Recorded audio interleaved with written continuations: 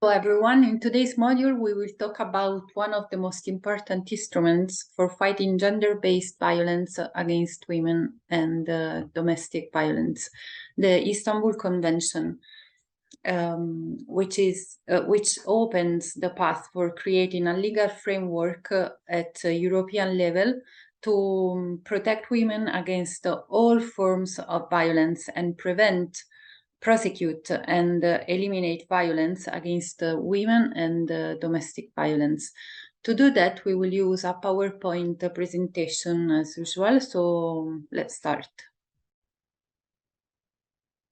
The Convention, issued by the Council of Europe on Preventing and Combating Violence Against Women and Domestic Violence, is the first instrument in Europe to set legally binding standards to prevent gender-based violence, protect victims of violence, and punish perpetrators. In 2011, the Convention collected its first signatures and entered into force in 2014. To date, 34 countries have ratified it. The Convention recognizes violence against women as a violation of human rights and an act of discrimination. The Convention can also be ratified by countries that don't belong to the Council of Europe. The Convention is the first legally binding instrument aimed at creating a comprehensive legal framework to protect women of all ages. It defines specific forms of violence and provides for different types of prevention and protection from violence. Before 2014, there was no in-depth European legal framework that set standards for preventing, protecting, prosecuting, and providing appropriate services. That framework is now provided by the Council of Europe Convention on Preventing and Combating Violence Against Women and Domestic Violence. The Istanbul Convention is based on 4 pillars for its implementation: prevention, protection, integrated policies, punishment of the offender. The Convention recognizes the violence witnessed by children in intimate and intra-family relationships, and therefore calls for their protection. The Convention recognizes the 4 pillars as the state's duty of care. The Convention recognizes civil society as a partner and referent to prevent and combat violence. The Convention calls for a supportive but also empowering work with women who experience violence, because a woman is not a victim forever, but a woman for all her life.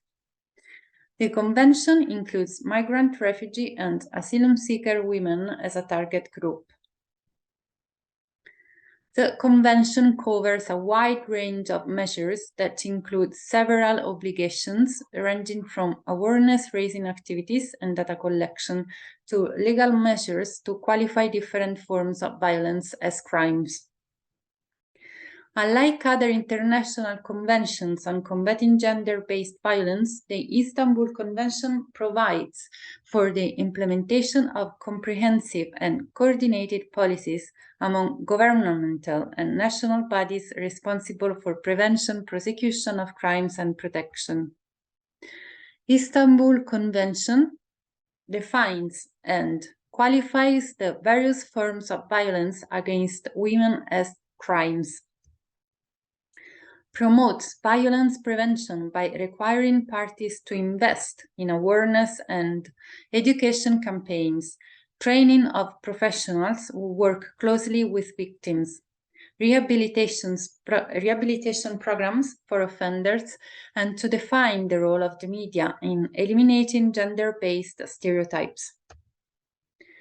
Protects victims by requiring the parties to set up appropriate support services, such as dedicated and free national telephone lines, shelters, medical and legal assistance, psychological support, as well as financial and housing assistance. Istanbul Convention obliges parties to collect data on gender-related crimes. addresses asylum and migration issues by requiring gender-based violence to be recognized as a form of persecution in refugee status determination. Adopts a cross-border approach as some forms of violence, such as forced marriages, involve actions in several states. Requires contracting parties to extend their jurisdiction to crimes committed abroad by their nationals. Istanbul Convention introduces a different definition of gender as socially constructed roles, behaviors, activities, and attributes that a given society considers appropriate for women and men. Includes boys and men alongside girls and women as possible victims, particularly of domestic violence and forced marriage. In order to ensure the effective implementation of the Convention, a two-pillar monitoring mechanism was established, consisting of a group of independent experts, GREVIO, which prepares reports on Convention issues, and a committee of the parties which monitors the reports prepared by GREVIO and makes recommendations to the parties concerned.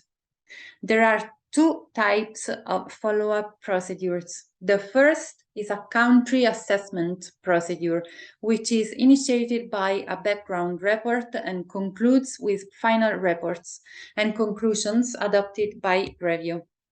The second is an urgent investigation procedure that may be initiated by review in the presence of credible information indicating the need for action to prevent any serious, widespread, or recurrent acts of violence that fall within the scope of the Convention.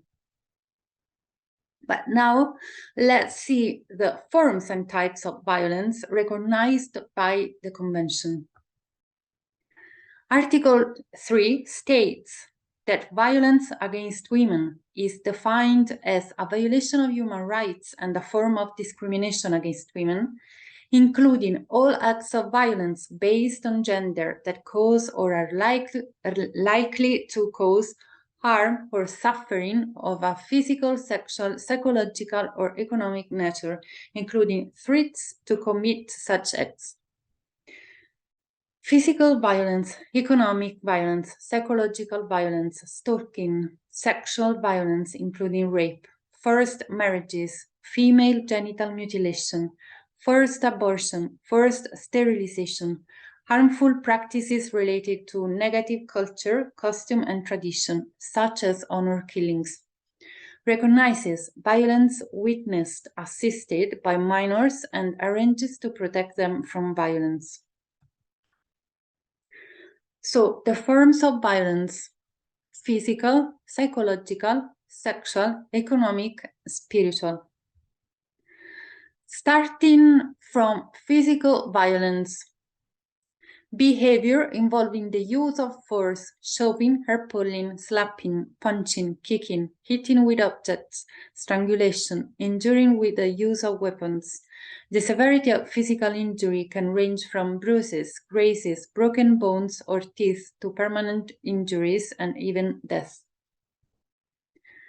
Sexual violence is any forced sexual act that takes place against the woman's will.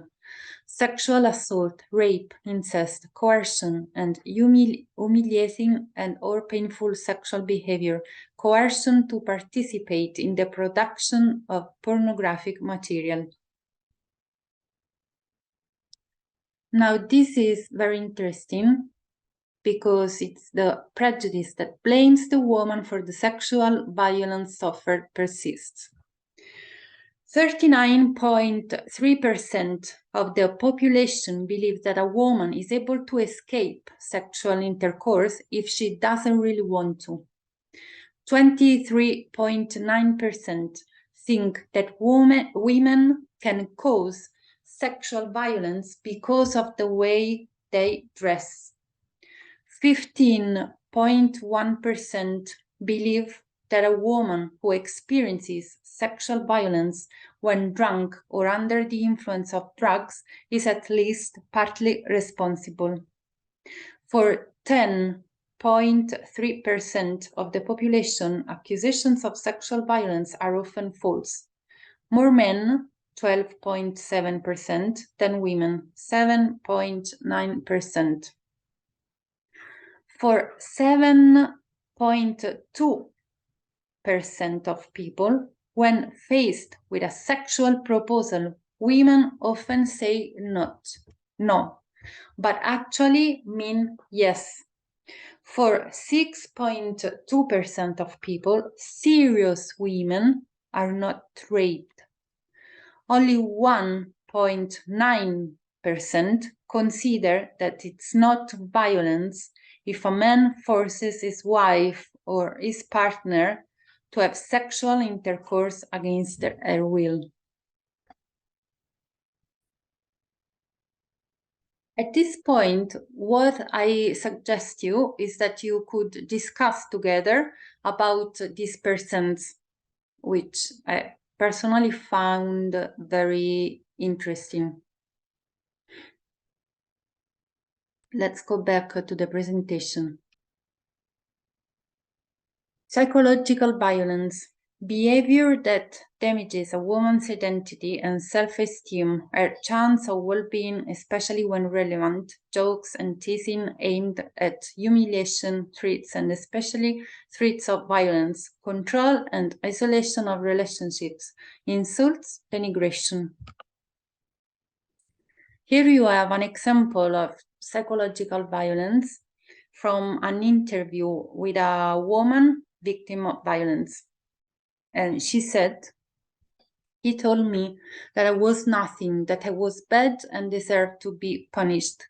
I thought he was absolutely right, that I wasn't that great since I couldn't calm him down." Psychological violence, the objective is make the other person feel insecure. Methods: terrorizing, humiliate, despise, create terror in order to dominate. The other is rejected and treated as an object.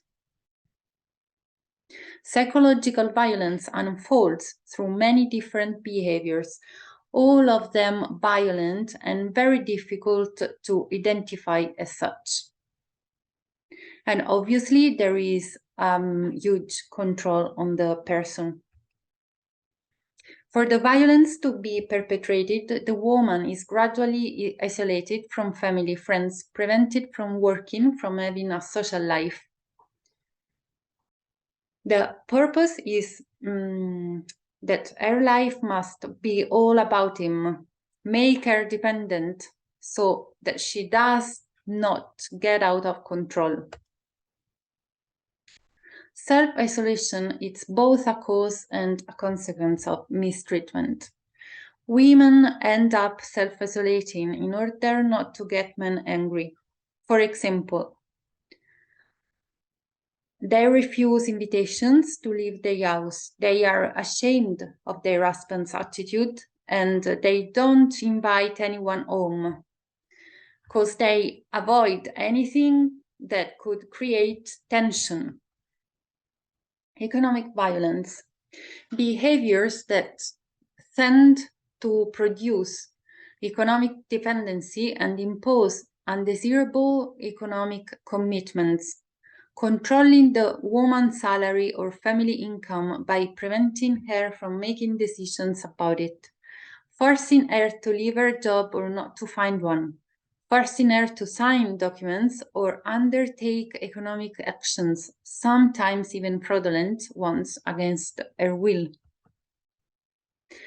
And also spiritual violence, which is the destruction of religious values and faith by making a mockery of them, forcing women by violence to behave against their beliefs or to disregard prescribed religious practices.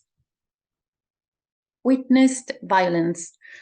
The definition of CISMAI, Italian Coordination of Services Against Child Maltreatment and Abuse, identifies some key elements to correctly frame the phenomenon. Witnessing violence is also considered in the case of a lived experience. Indirect or perceived, it's therefore not necessary to be present at situations of physical violence against the mother or other significant figures, but it's enough to perceive the effects. The separation stage and the one afterwards are at high risk. Girls and boys can be used as a means to reiterate abuse and control over the mother.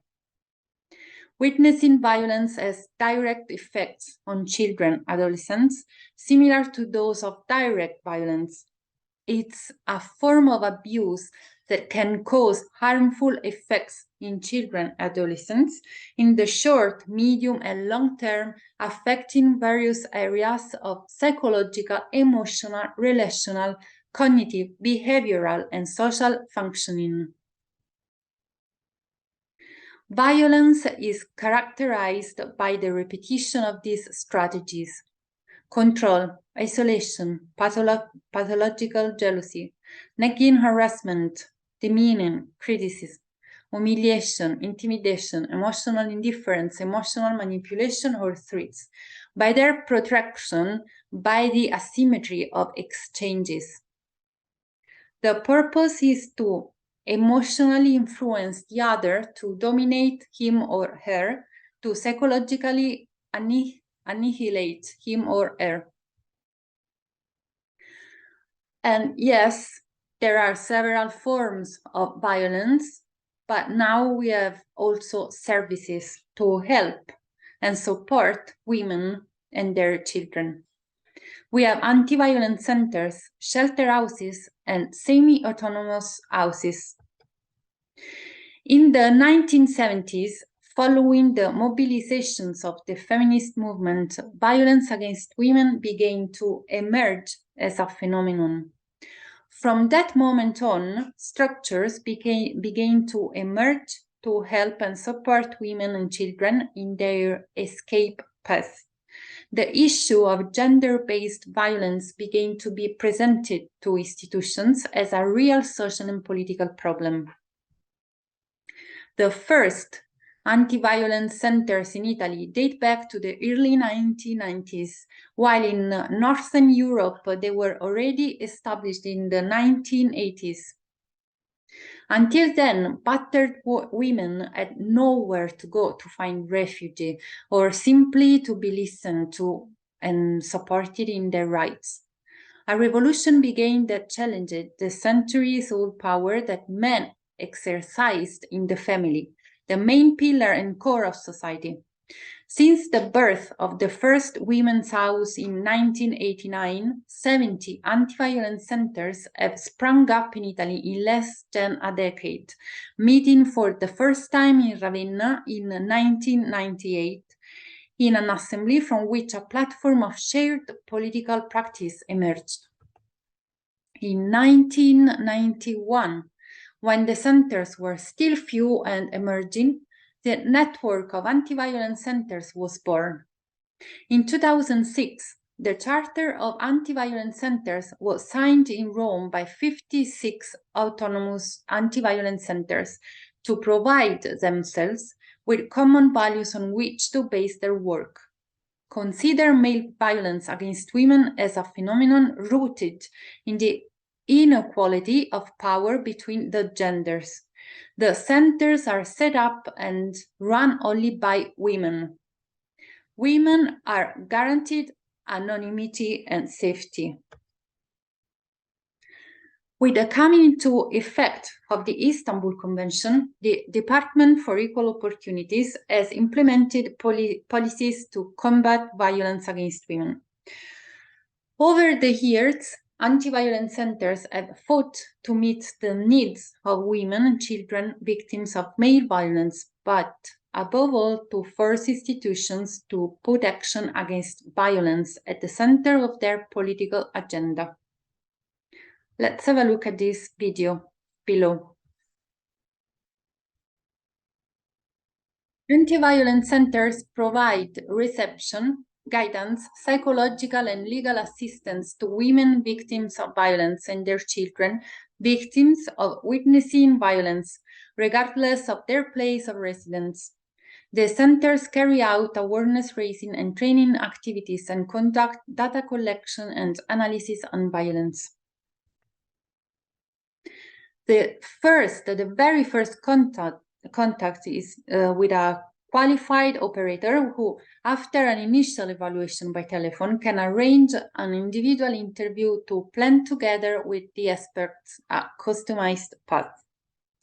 In the Anti-Violence Center, that we call CAV in Italian, Centro Antiviolenza, tools are provided to free oneself from violence, and each woman can decide whether or not to report the abuse she has suffered. Then we have shelter houses. The shelter house is a secret home and safe house with a dedicated residence where the woman, alone or with her son or daughter, with her children, with the support of operators trained in gender-based violence issues, not only gets safe, but starts a very challenging path out of violence. In Italy, between 1989 and 1990, the first safe houses were set up. In Bologna, the one run by the Casa delle Donne per non subire violenza, which opened at the same time as the reception center. In Milan, the one run by the Casa delle Donne Maltrattate. Today, there are about 80 centers that are part of the National Association DIRE, Women in the Network Against Violence.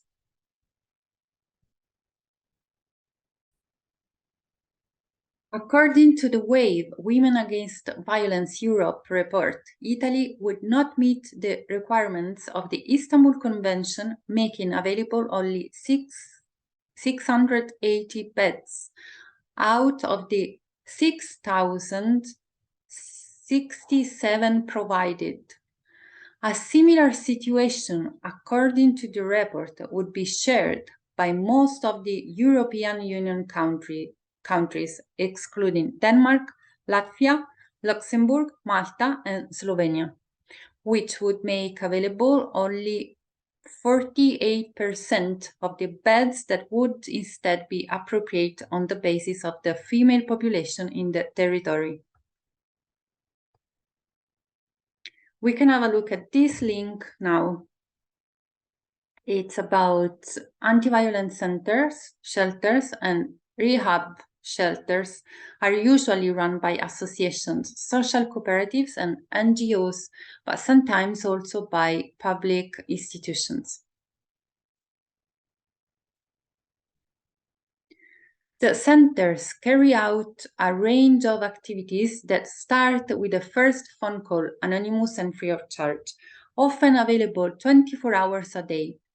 Afterwards, they can decide to start a pathway out of violence, avail of legal counseling, information, and help in finding work and housing. Some centers have formed self-help groups and specific counters against economic violence. Very often, the associations running the centers are also involved in training, promotion, awareness raising, and prevention, orientation, and accompaniment to work. The Anti-Violence Center considers men's violence against women to be violence rooted in inequality of power between the genders and are made up of women and women who deal with intra-family and extra-family violence work there. They manage telephone and/or direct reception and/or hospitality and implement prevention and contrast activities and projects. The centers are committed to guaranteeing the anonymity and secrecy of women and to taking action only with their consent. The associations commit to work to ensure that individual women who decide to speak out publicly about the harm they have suffered from violence are not exploited by the media. The decision to report is an extremely delicate issue for women who contact anti-violence centers. The sense of guilt towards the abuser, the fear of secondary victimization process, the doubt of punishment, and the fear of possible repercussions are only some of the elements involved in the woman's decision. Anti-violence centers have organized themselves by creating a national network that brings together 80 associations in 2017 into one large organization called DIRE, Women in Networks Against Violence. Networks have also been trained at the territorial level to facilitate the coordination of all the entities that are involved in welcoming women who suffer violence: anti-violence centers, police forces, emergency rooms, social services, and other entities that have competence on the subject. In all the policy and political documents following the Istanbul Convention and the Extraordinary Plan of Action Against Sexual and Gender-Based Violence, it's stated that the pathway out of violence cannot be separated from the pathway to housing autonomy, where the return to the home of origin is in fact made impossible. So that's why we have semi-autonomous houses. They are second-level temporary accommodation facilities for women victims of violence and their minor children who are not in imminent danger from the violence and who need a limited period of time to start the pathway out of violence, who have not reached full autonomy at the time of discharge from the anti-violence centers for psychological, cultural, educational, legal, and economic reasons. So, we have some keywords that we found during the presentation and in the convention. Self-determination, risk assessment and management, the integrated approach, empowerment, which is about psychological autonomy, focusing on one's own abilities, the network of people, association, anti-violence centers, shelters, autonomy after safety, reconstruction of daily life, ambiguity, which is a non-linear process. And one of the most important keywords is prevention, because it's the root of any structural intervention against violence.